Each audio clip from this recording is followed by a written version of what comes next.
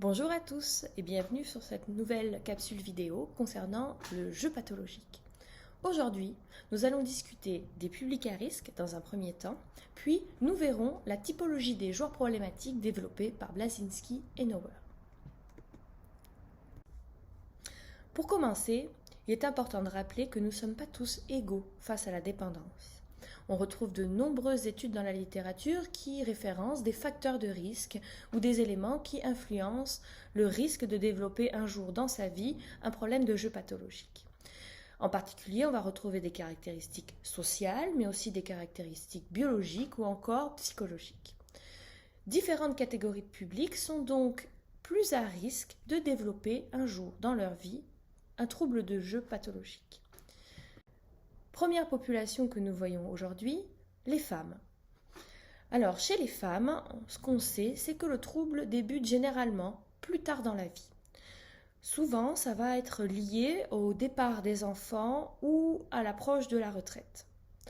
Par contre, chez ces femmes qui vont développer le trouble plus tard dans leur vie, elles vont le développer plus vite. C'est-à-dire que la situation va se dégrader plus rapidement et les conséquences négatives vont se faire ressentir plus rapidement.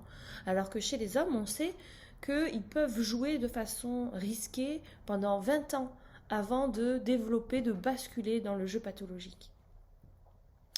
Le jeu chez la femme va souvent être utilisé comme un moyen d'évitement pour éviter de penser à des situations difficiles ou de ressentir des émotions. Les jeux qui sont le plus souvent pratiqués par les femmes vont être les jeux de loterie, les appareils de loterie vidéo qu'on a déjà vus dans ce cours car ils sont généralement associés à un plus gros risque de jeu pathologique, mais également les machines à sous ou encore le bingo. Tous ces jeux, vous le remarquerez, sont des jeux qu'on appelle sans caractéristiques d'habileté. Autre population qui est à risque de développer un jour dans leur vie un problème avec le jeu, ce sont les aînés. C'est souvent au moment de la transition vers la retraite que le trouble de jeu pathologique va se développer. En effet, avec la retraite arrivent des besoins de socialiser, de lutter contre l'ennui. Et ça, le jeu, le casino en particulier, va bien répondre à ces besoins-là. Le problème, c'est que si une personne à la retraite s'endette, eh bien, elle n'a plus vraiment le temps ou les moyens, puisqu'elle ne travaille plus, de redresser sa situation financière. Donc une personne âgée qui dépenserait sa retraite au casino, par exemple, ça crée des conséquences à long terme assez graves pour sa situation financière. Chez les aînés, on retrouve à peu près le même type de jeu préféré que chez les femmes, avec les loteries, les ALV, mais également les machines à sous et le bingo. Alors, il ne faut pas oublier que ces catégories, bien sûr, peuvent se croiser. Donc, admettons, si on prend une femme retraitée qui joue aux ALV, elle est bien plus à risque de développer un problème de jeu pathologique que le reste de la population. Autre population à risque, les jeunes. Alors, bien sûr, les jeux de hasard et d'argent sont normalement interdits aux mineurs. Mais ça n'empêche pas les jeunes de jouer et de contourner cette loi, puisque les études récentes nous indiquent qu'à peu près 80% des 12-17 ans ont déjà joué à un jeu de hasard et d'argent. C'est de plus en plus pratiqué par les étudiants, surtout les jeux en ligne qui sont très accessibles. Alors on connaît encore mal les conséquences de cette accessibilité et de cette pratique chez les jeunes des jeux de hasard et d'argent, mais on retrouve en clinique de plus en plus de joueurs problématiques qui sont jeunes. Autre population qu'on retrouve comme étant à risque dans la littérature, c'est les Premières Nations.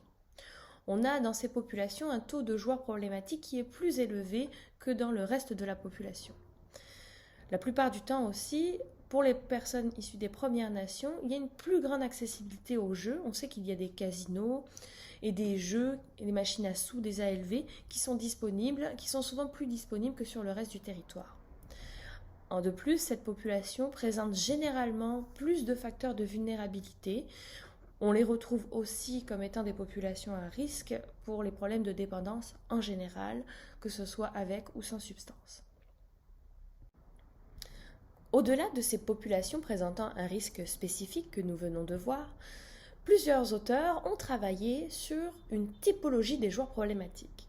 Nous allons aujourd'hui voir en particulier le travail réalisé par Blazzinski et Nauer en 2002, qui fait toujours référence aujourd'hui. Alors ces chercheurs, ce qu'ils ont fait, c'est qu'ils ont pris des joueurs très à risque et des joueurs pathologiques, qu'on appelle des joueurs problématiques quand ils sont réunis, puis ils ont regardé en vie entière leur parcours de vie, leurs facteurs de risque, leurs caractéristiques psychopathologiques. Et grâce à ça, ils se sont rendus compte que finalement, dans cette population de joueurs problématiques, on retrouvait 3 grands profils de joueurs qui sont à risque. Le premier groupe qui a été décrit par ces chercheurs, c'est le groupe nommé émotionnellement vulnérable.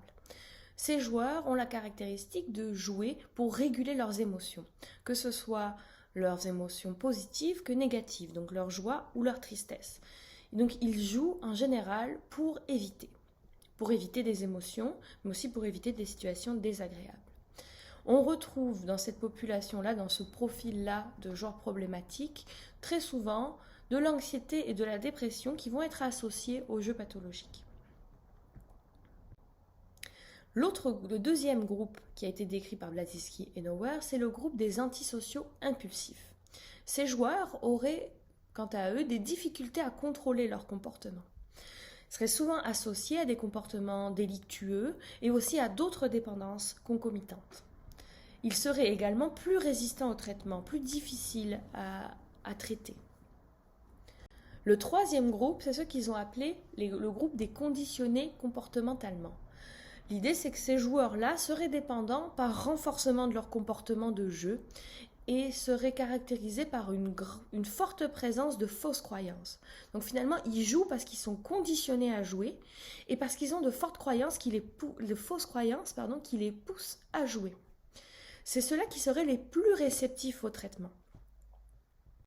Donc si on résume, on aurait 3 profils de joueurs problématiques qui seraient très souvent retrouvés. Les émotionnellement vulnérables, donc qui joueraient essentiellement pour éviter des émotions difficiles ou pour gérer leurs émotions et qui présenteraient souvent une anxiété ou une dépression comorbide. Le groupe des antisociaux impulsifs qui auraient plus de comportements délinquants, qui auraient du mal à contrôler leurs impulsions et qui seraient plus difficiles à traiter. Et le groupe des conditionnés comportementalement qui auraient beaucoup de fausses croyances et qui seraient plus réceptifs au traitement. On retrouve ces groupes pour à peu près tous les types de jeux pratiqués. J'espère que cette vidéo vous a plu et à bientôt pour une nouvelle capsule vidéo sur le jeu pathologique.